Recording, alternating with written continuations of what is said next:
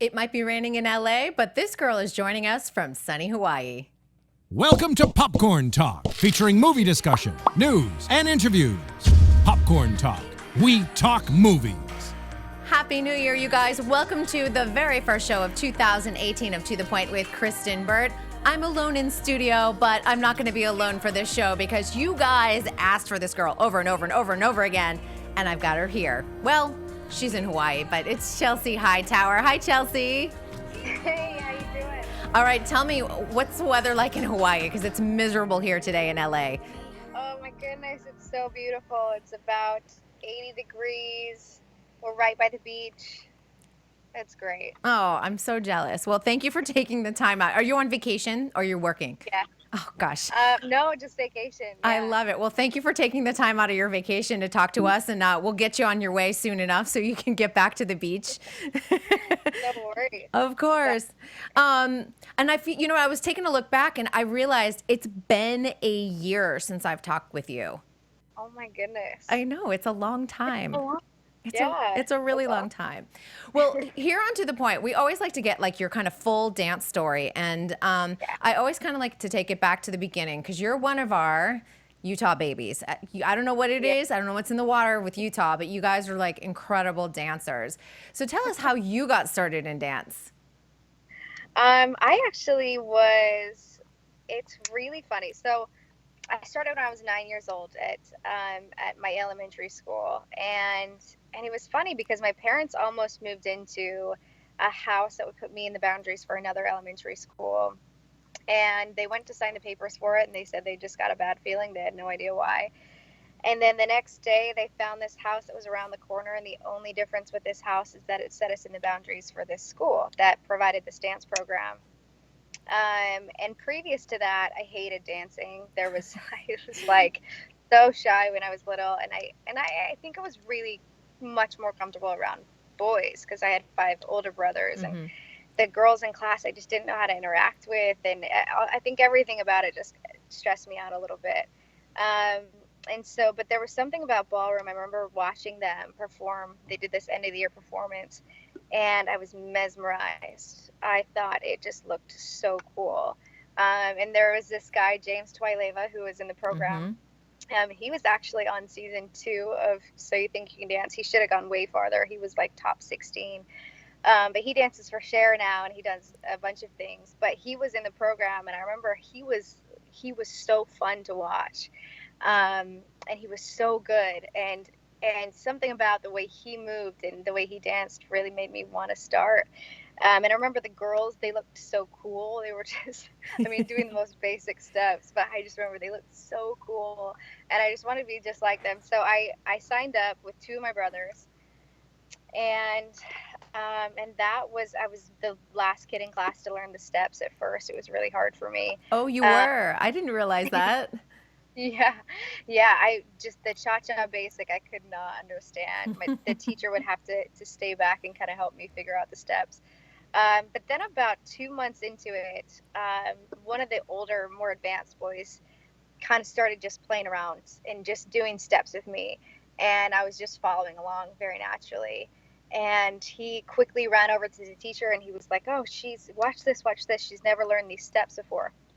So we showed the teacher the steps that we'd done, and she was ahead of the whole program. She then put me with her son, and it was after that I just fell in love with it. I realized my talent for it, and I realized how fun it was, and it gave me so much confidence. And and so I went from like the worst kid in class to like whenever the teacher would be like, "All right, go find your partners," I'd have like 4 boys run to me. So That's so it was good. a nice little confidence boost. What was it? Yeah, and I just realized my passion for it ever since, and I became very serious very quickly about it at that point. Here's what I want to know. What was the thing that clicked that made you were struggling with choreography, and then someone pulls you aside, shows you these extra steps, but what was it? Was it him? Was it the extra steps he was showing you that you weren't learning in class? That's a good question. I think when I was learning, I was trying to analyze it so much and I was overanalyzing it. I was overthinking about it. And when I was with him, I just stopped thinking and I just started really feeling it. And so I think it was because I was able to completely relax and just go with the flow that I was really able to, like, it finally did. It was that switch, and it clicked, and it all of a sudden made so much sense to me. Oh, But previous to that, I was just in my head. I love that. I love you. You had your own aha moment. You're like, oh, I get this. I'm got Yeah. this. when Yeah, and it was awesome ever since. So. when did it become something more where you're like one class starts going into two and three, and that's all you're doing after school? Yeah. So I did it socially for the next 2 years after that. We take one lesson a week. We compete around at like Utah competitions, but nothing super serious. And then it wasn't until I started jazz and ballet that I was like, okay, I'm obsessed. And it was like 5 to 6 classes a day. And my mom would ground me from dance. And that was like, she knew that friends wouldn't be bad enough for me. I'd have to be grounded from dance. And at that point, it really became, I think I really started to understand dance. And I started to understand that it could become this place that you could go and you can express yourself and you can really achieve. And I don't know. And I remember going to NYCDA, my very first convention, and I remember being blown away by the talent there. I was just completely in awe by all of the talent and how good these girls and boys were. And so that gave me so much motivation. I remember coming home from that convention and just a scholarship was the only thing that was on my mind all day, every day. It was just how can I get to that point where I was one of those girls up on stage receiving scholarships. And I don't know. I just, at that point, I was 12 at that point, and that's when it really became like eat, sleep, breathe, dance. That's amazing. Did your brothers stick with it? That's what I need to know. Or did they like exit? Great question. So my older one, who's 2 years older than me, he did not stick with it. He was there for maybe 6 months. So I had one that I grew up in the same grade with. We're not twins, but everybody thinks we're twins. He's a year older than me, but we were in the same grade. He stuck with it for about 2 years, and he won a little national title for. It was like a newcomer event, but he won a national title for that. And then he was like, "Okay, I'm good." And Done. then got to the point where he got a little bit older and kind of, I think it got in his head a little bit that he's a boy and he should be playing sports more than he should be dancing. So, but I think that's changing now. I think that the trend is changing for boys in that way. So that's kind of cool. But yeah, so he stuck with it for a little bit, but not too long.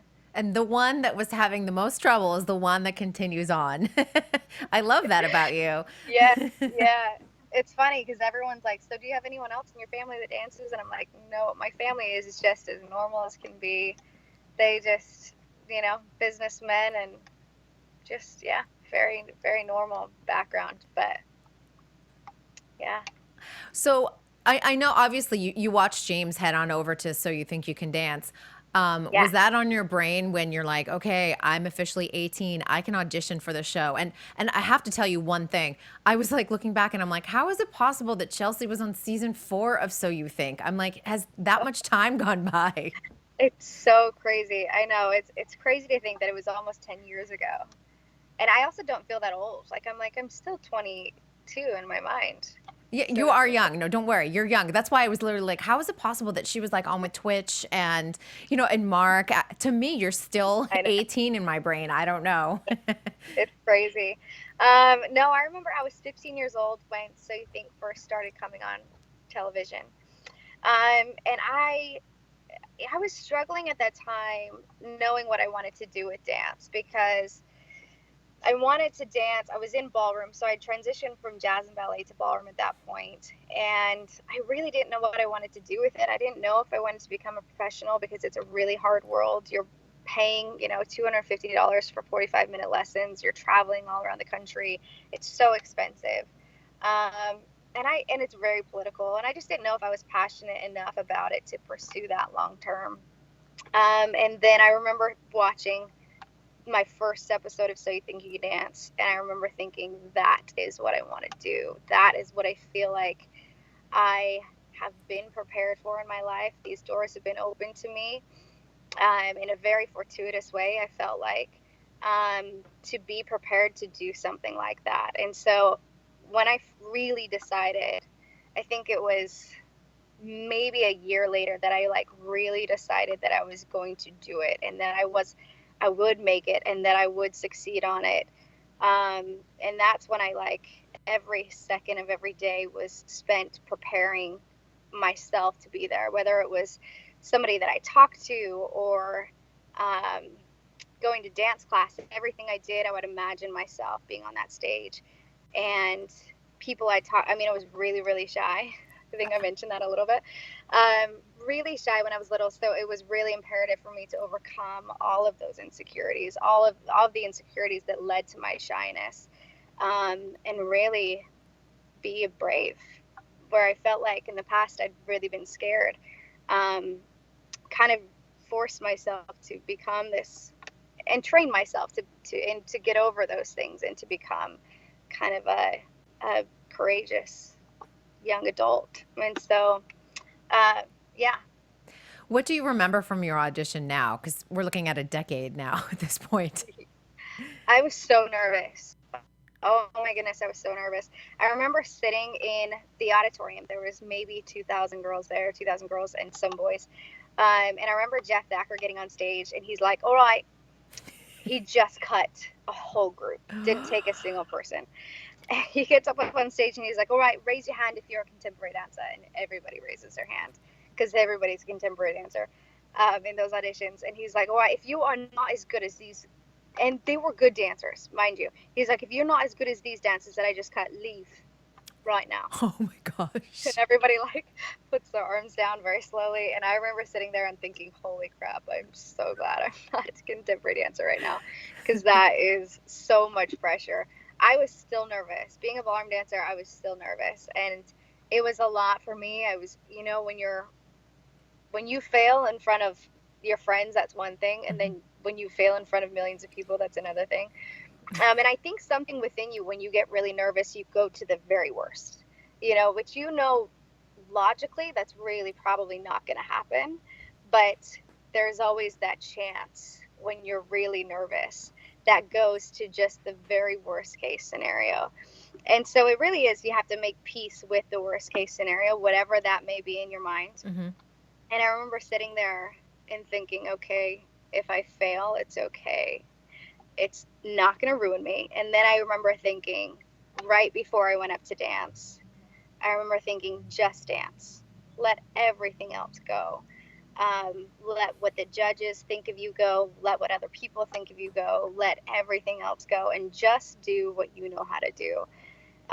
Because I think you really do. When you get into that circumstance, there's a thousand other things that all of a sudden can become roadblocks. Yeah. And you got to learn how to let those go, and how to just do what you know how to do and do what you can control. So yeah, that's what happened. But yeah, I was really very nervous. But I love that you gave yourself sort of permission to like not only enjoy it, but if things don't go well, it's okay. Like, I'm going to be okay. Yeah. Life is going to be okay. Because that's probably why you did so well. You just got yourself into a zone. Yeah. Yeah. And that's the amazing thing is it doesn't matter really where you're at before, but it matters where you're at when you get to that point, or when you get on the stage. If you can let go of those things for 2 minutes, for that 2 minutes that you're up there, it's okay if you were doubting yourself before you got there. It's okay if you were nervous. It's okay if you were freaking out. If you can get on that stage and for 2 minutes let everything go, that's what matters. Now, so every contestant or possible contestant for season 15 needs to think about that. That's great advice. It really is. And, the stakes each season get higher and higher. I don't know how. I mean, I would never be able to. I wouldn't even make it into the audition room. So the level now it's so amazing to watch. They're just such amazing talent. And it's cool because now that it's been on for 10 years, it's like those kids when they were probably 8, 9, 10. They were watching you. Really, I do believe. Well, I hope I was able to provide some sort of inspiration. But yeah, and now it's just like I completely changed the level of dancing. It's so amazing now, and it's so competitive, and it's really cool to watch. Yeah, it was amazing to be backstage for every episode for season 14 this past season. I was like, I can't. It was unbelievable. Every week they just like topped Yeah, themselves. It was amazing. When you yeah, got onto the show, I have to, ask, like, to me, season 14, and I think to a lot of other dance fans, it is considered one of the best. It's one of those seasons that everyone remembers. So many of you guys went on to such success. Did you realize in the moment what a special group it was, or do you not see it years later now that, everyone's gone out and worked and everything else? yeah. It's funny because when I first knew that I made the show, there was there were a lot of really talented dancers that they'd cut that season, and I remember being maybe I shouldn't say this, but I remember being a little bit bummed, a little bit, not in like just because they'd cut so many amazing dancers, and I was like, man, so many like really great dancers, um, that but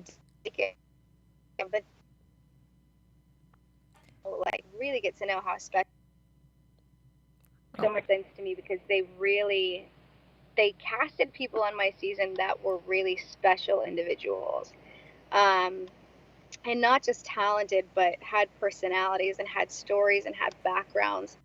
And I think that is what really takes you far in the industry. I think being unique and having something different to offer. I mean, Mark Kanamura is so unique and so interesting.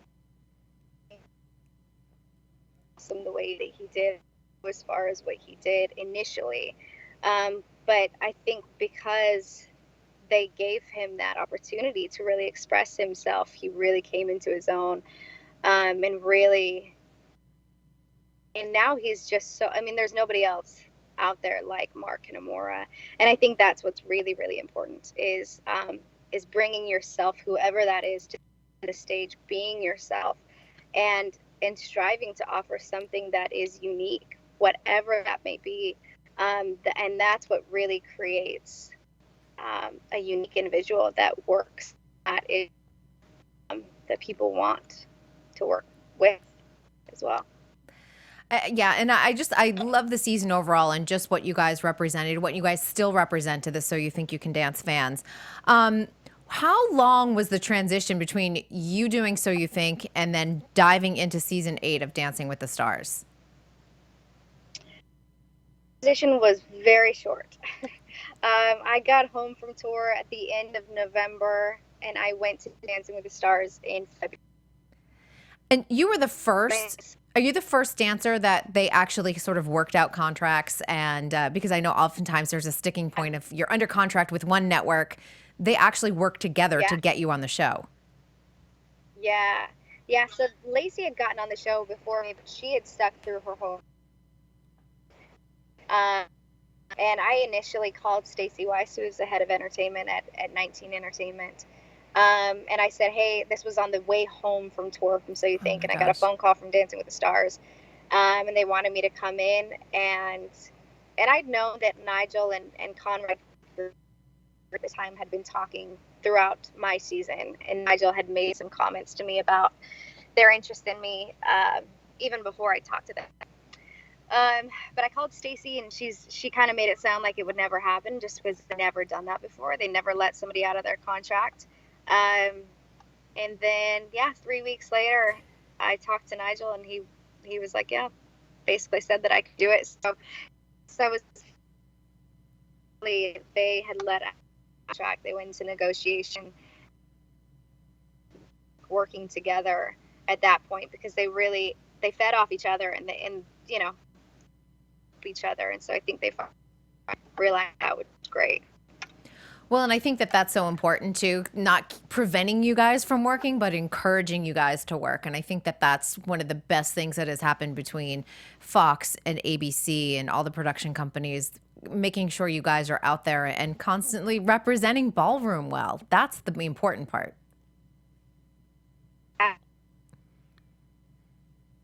Chelsie, I think we are losing you. Yeah, it looks like Yeah, it looks like she is frozen. We will try and reconnect in just a moment. That's a long way, a big ocean between California and Hawaii. In the meantime, once we get Chelsie back, just let me know when we have Chelsie back, Steve. Okay, awesome. I'll just let everyone know there's been a lot of dance news this week. So I'll just kind of give you guys the inside scoop. Of course, we know that Dancing with the Stars is coming back. It's April 30th with the All Athletes edition. Okay. And just want to let you guys know it's going to be 4 weeks only. All right. We were talking Dancing with the Stars. Are you there, Chelsie? Nope. She's totally frozen. All right. Well, I'll continue on with what I was talking about with Dancing with the Stars. You know, it's 4 weeks. It's 10 athletes. We don't know if it's former athletes or current athletes or people that have been on the show before. Just remember, it is an Olympic year. I would be surprised if they don't bring in some Olympic stars. They always like to bring in at least one figure skater or something like that. So that would be something to keep your eye on. Who are the big stories in the Winter Olympics this year? So that would be something that you would definitely want to take a look at. Also, World of Dance, there's been a lot of news there. That show is going to be 13 weeks this year. It's going to be a 2-hour show. So we're going to get more. And I will tell you, I have been keeping a list of contestants. And I will tell you, with the list of contestants and everything else, it's a huge cast this year for season 2 of World of Dance. All right, we now have Chelsie back, and I think we're going to do audio only. I think that'll keep us on track. Chelsie, are you there? Yes, sorry. That's okay. I just said there's a big ocean between us. And a rainstorm as well. Yeah, that might, yeah, exactly. That small detail might be an issue. Yeah. So let's get but into. Hopefully we can. Yeah, hopefully. I think we'll be on track at this point. Season 8. Okay. Let's talk about season 8, Dancing with the Stars. Ty Murray is your contestant. You're not going into troupe or anything else like they do now. You are thrown right into pro. Oh, How man. Yep. overwhelming was that? Honestly, it was really overwhelming.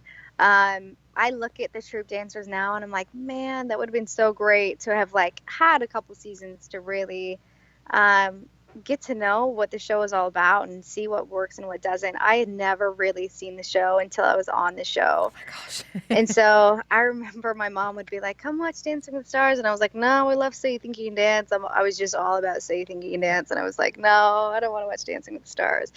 And then I was on it and I realized what a huge show it is. And, I mean, it's just huge. It was massive. I remember first getting on and it was like, my publicist was like, all right, you have an interview here and here and here and here. And then you go to practice and you do more interviews. And it was just like, what is this world that I had no idea about, because So You Think was really its own little niche audience. Mm-hmm. And then you went to tour. So national. Yeah, I mean, you went from So You Think to tour into Dancing with the Stars. Like it just went bigger, bigger, bigger. Like that's that's a lot. So it was a lot. And it was overwhelming, but it was also an awesome experience. My first season was one of my favorites. Well, and you came in 4th, so you did great for someone who hadn't really watched the show that much. Yeah.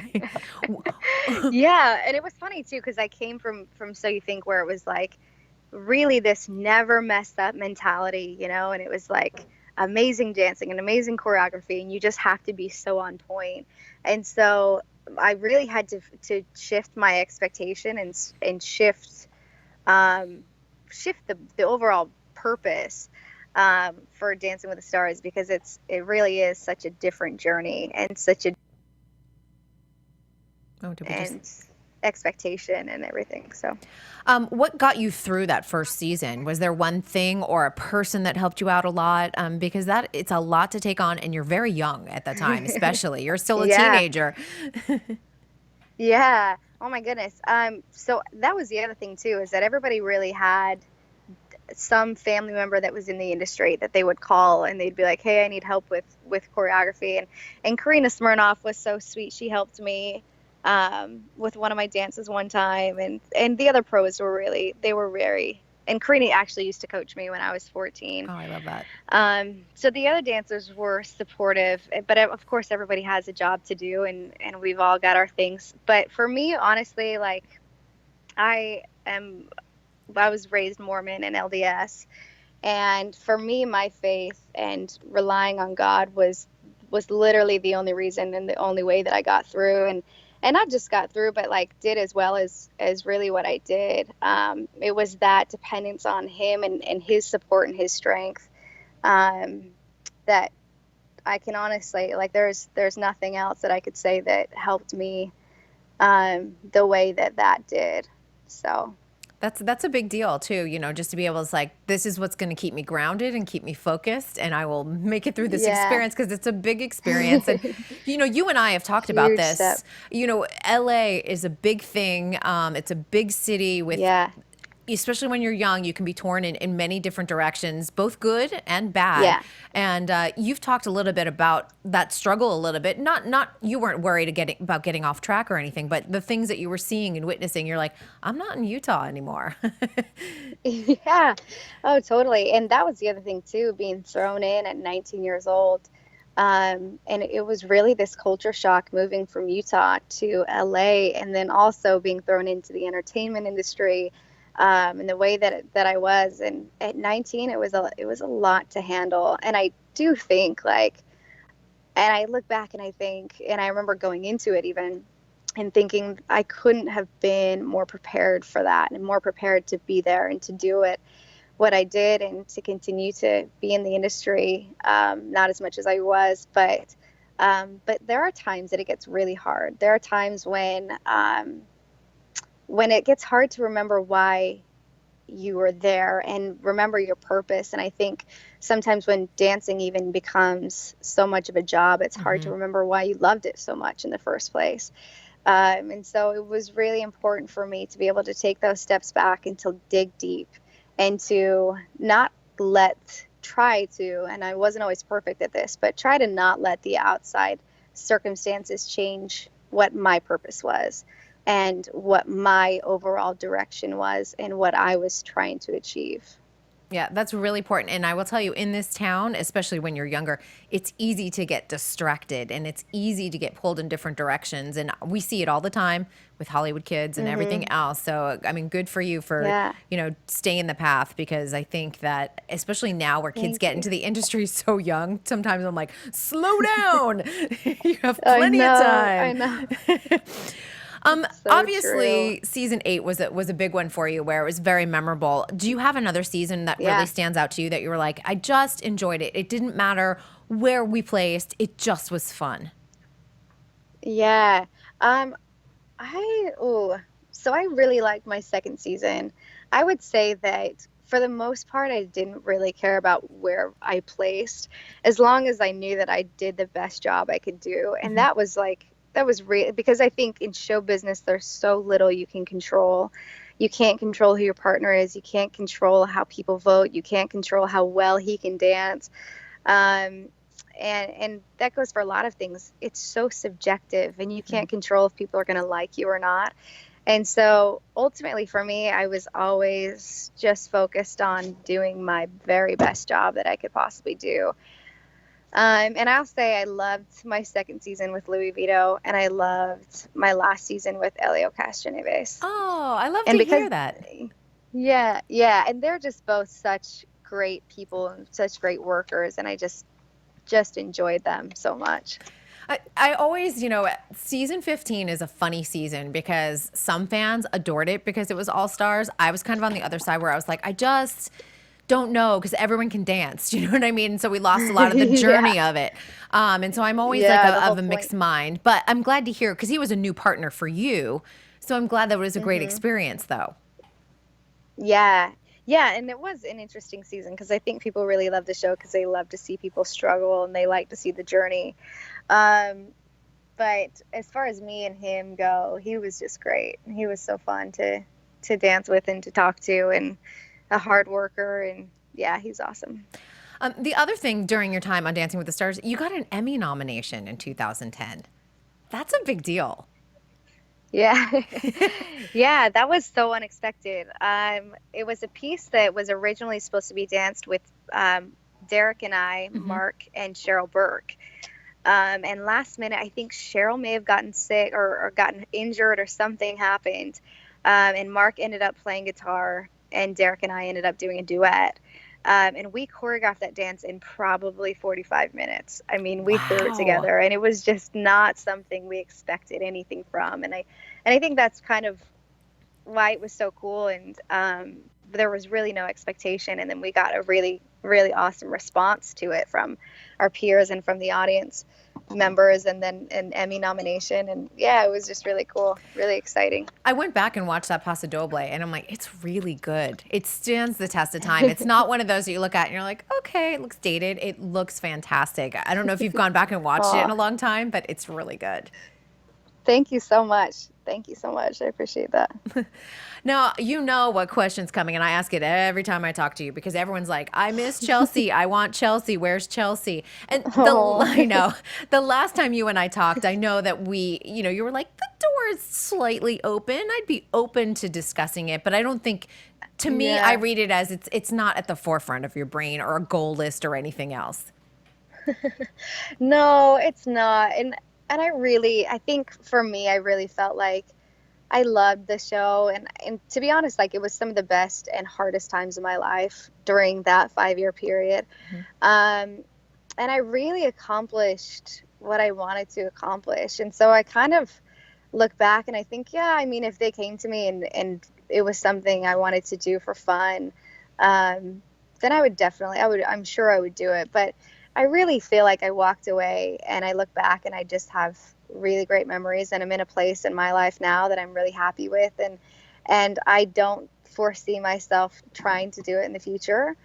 And because I'm working on things now that I'm passionate about and I want to grow in other areas of my life. Um, and I don't know. I think I look back and I think I just don't have anything else to prove. I didn't have to win the show. I didn't win the show, but I don't feel like I have to win to feel satisfied. I really feel like I did the very best I could do, and I'm happy with that. And so I don't know, for how much work it is, and for the fact that I'm just kind of moving into different areas in my life, I think I don't see it happening. But you never know. You never know. Of course, crazier things happen. You I mean, never like, know. that's why we always say the door's open like a crack on that. What about So You Yeah. Think You Can Dance All Star? Because you've come back in season 8 and season 10. I mean, now they do a whole Yeah. summer commitment, but would you be open to coming back? Yeah, absolutely. Oh, I all would, right. because it's just a short summer, and yeah, I'd be open to that for sure. And you know what? There's something about I can't explain it to people but backstage at So You Think, it's such a family. It's such a great atmosphere. Even for It me is. as press, I feel like I'm a part of it, even though I'm not. I obviously was not a contestant, Uh-huh. but I still feel like it's so special. And I think that's why you guys all like to It come really back. is. Yeah, that was the best summer of my life. And I I just love that show, and I love everyone there. So, Yep, there's a reason Jeff Thacker's called Papa Jeff by everyone. yeah, it's so true. Yeah. Yeah. I'd love to ask about Dance Elevated because I know you've worked a lot on this. This has been kind of a passion project for you. Tell us what Yeah. you've been working on. Yeah. So Dance Elevated is a camp that I started last summer, and it's for youth for 10 to 18.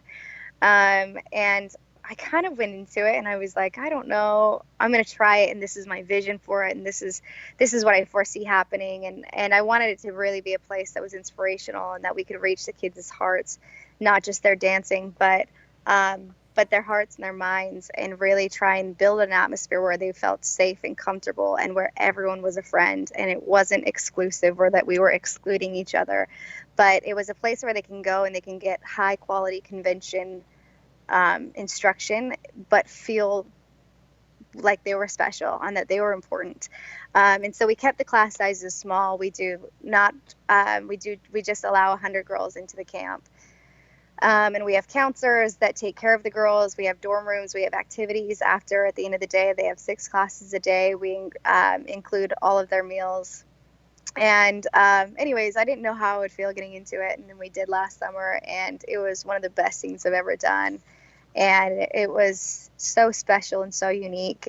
And the way that the girls bonded by the end of the week was so cool to watch. And the way that they grew in their dancing. And yeah, I just loved it. And so this next summer we're doing 2 camps. We're doing a kids camp and also an adult, well, not an adult camp, but I'm like, a I'm 10 to coming. 18 camp. I was like, I'm coming if it's an adult Come camp. on down. Who knows? You never know. We might do an adult one. So we're just expanding each year, and it's been such a special project and one that I've really, really loved. And so, yeah. Well, is it going to be, again, focused on just for girls, again, for both the kids and the No, adult? girls and boys. Oh, okay, Girls great. and boys. We had about 5 boys at our camp last year. And they were awesome. I love that. So you'll have more boys as they go along. Because now, as we were saying, it's like, it's so cool for guys to dance. Now it's so different than even 5-10 years ago. It's amazing.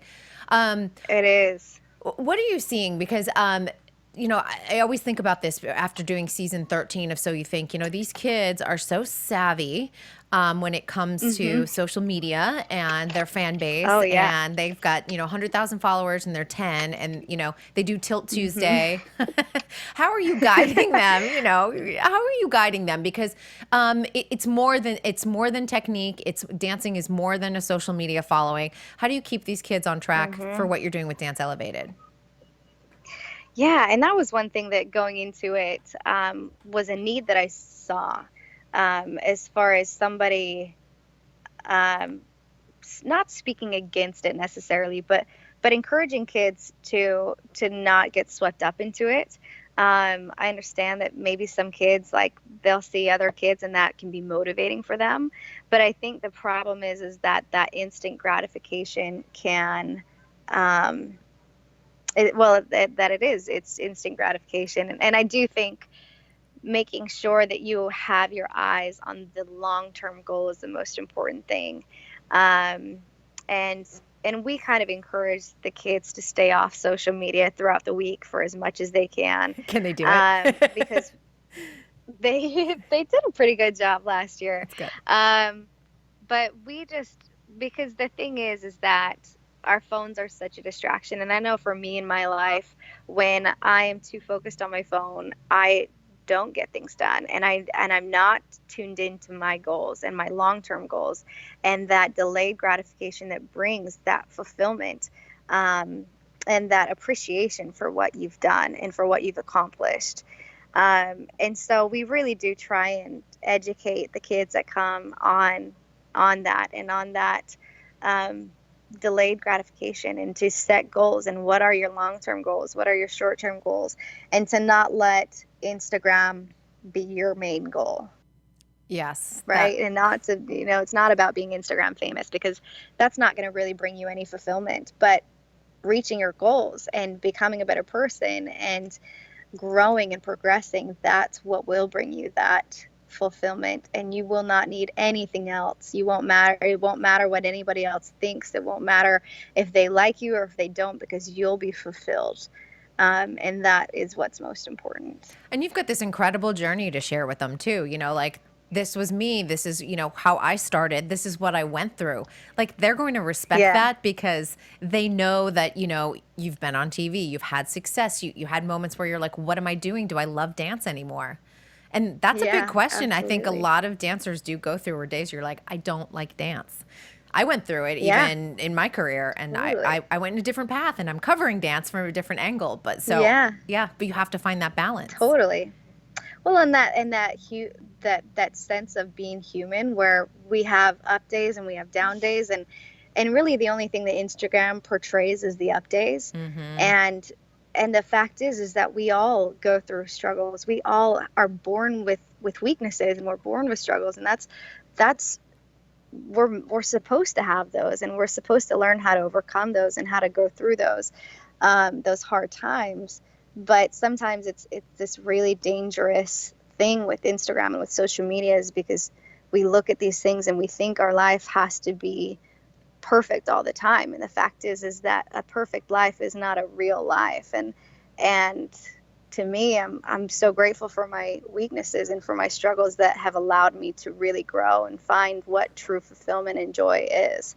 But it can be a dangerous thing in this social media age, is that comparison game. I'm like, I am glad I didn't grow up with it. I have to be honest. Even though I Right? participated in it as an adult, I'm like, I'm glad I wasn't a part It's of so it. hard. I It know. is so I hard. know. I feel the same way. Given that this is a fresh new year, what are some of the things we can anticipate from you in 2018? Obviously, a bigger and better Dance Elevated, but how about for you personally? Yeah. For me, so I'm actually starting on a convention called Revive. It's a kind of a new convention, but I'm super excited to start with them. So we'll be touring starting at the end of this month, going around to different cities. So please check it out. Come take class. The faculty is amazing on there. And I'm super stoked to just travel the country and teach more ballroom and connect with more youth in that way. So doing that and Dance Elevated and just like a lot of personal things that I'm working on and just trying to get better. And Hawaii. And I love it. Hawaii. And vacation, starting the year off in Hawaii is not a bad Yeah, thing whatsoever. I know. It's so nice here. Well, Chelsie, I So want to nice. thank you so much for joining us, especially while you're on You're welcome. vacation. And if you are here in LA, please let me know. Like, we want to see you here in LA every once in a while. So pop I in. know. I will. I'm like, I it's will. I always need to a come joy in. talking with you because I always think that you've got a really unique perspective and a really unique voice that I certainly Oh, appreciate. So, thank you so much. of It's always a course. pleasure. Thank you so much. Of course, aloha. Yeah. Aloha. Thank you. You bet.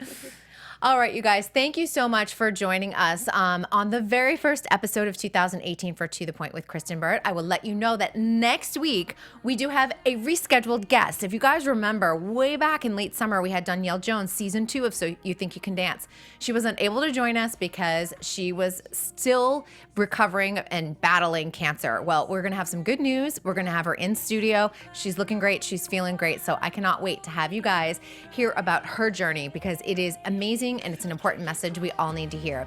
Now, of course, you guys, don't forget to check out all the latest dance news. I've been bringing you lots of scoop this week. And of course, it's all up on dancenetwork.tv. We want to thank you guys for joining us here at To The Point, presented by Popcorn Talk and Dance Network. See you next week. From producers Maria Menounos, Kevin Undergaro, Phil Svitek, and the entire Popcorn Talk Network, we would like to thank you for tuning in. For questions or comments, be sure to visit popcorntalk.com. I'm Sir Richard Wentworth, and this has been a presentation of the Popcorn Talk Network. The views expressed herein are those of the hosts only and do not necessarily reflect the views of the Popcorn Talk Network or its owners or principals. Under street lights, you don't want to lose me again. Maybe